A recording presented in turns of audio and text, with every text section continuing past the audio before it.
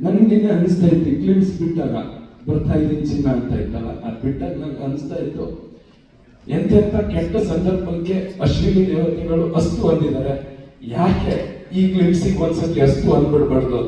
ನಾಳೆ ಸಿನಿಮಾ ನಾವು ಅವ್ರ ಜೊತೆನೂ ನಾವು ಯಾಕೆ ಕುತ್ಕೊಂಡು ಸಿನಿಮಾ ನೋಡ್ಬಾರ್ದು.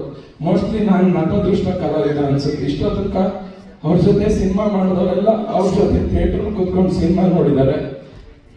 ನಮ್ಗೆ ಅದೃಷ್ಟ ಇಲ್ಲ, ಸಿನಿಮಾದ ಅವಕಾಶ ಸಿಕ್ಕಿನೂ ಅವ್ರ ಜೊತೆ ಕುತ್ಕೊಂಡು ಸಿನಿಮಾ ನೋಡೋಷ್ಟು ಅವಕಾಶ ಅದೃಷ್ಟ ಇಲ್ಲ ನಮಗೆ. ಗೊತ್ತಿಲ್ಲ, ಬೇಗ ಬರ್ತೇನೆ, ನಾನು ಹೋಗ್ತೇನೆ, ಸಿನಿಮಾ ನೋಡ್ತೀವಿ. Thank you sir, thank you Prakash and Kantaraj sir. ನಾನು ಮರೆಯಂಗೆ ಇಲ್ಲ, ಅವರೇ ಪ್ರಕಾಶ್ ಸರ್ ಪರಿಚಯ ಮಾಡಿಸ್ಕೊಟ್ಟು ಥ್ಯಾಂಕ್ಸ್ ಅಣ್ಣ. ನಾನು ಕೊನೆ ತನಕ ನಿಮ್ಮ ಮಗನ ಥರ ಇದ್ದು ಅದು ಏನೇ ಇದ್ರು ನಾನು ನಿಮ್ಮ ಜೊತೆ ಇರ್ತೀನಿ. ಥ್ಯಾಂಕ್ಸ್ ಅಣ್ಣ, ಥ್ಯಾಂಕ್ ಯು ಸೋ ಮಚ್. ಸಾರಿ, ನಾನು ಶೇರು ಲೈಕು ಕಮೆಂಟ್ಗೆಲ್ಲ ಮಾತಾಡೋದು ಇಲ್ಲ, ನಾನು ಮೀಡಿಯಾ ಮುಂದೆ ಆ ಥರ ಇದು ಮಾಡೋದು ಇಲ್ಲ. ನನಗೆ ಬಂತು ಅಷ್ಟೇ, ಸಾರಿ, ದಯವಿಟ್ಟು ಕ್ಷಮಿಸಿ.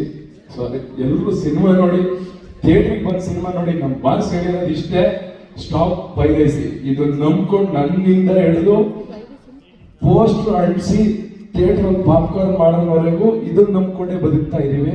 ನಮ್ಮ ಹೊಟ್ಟೆ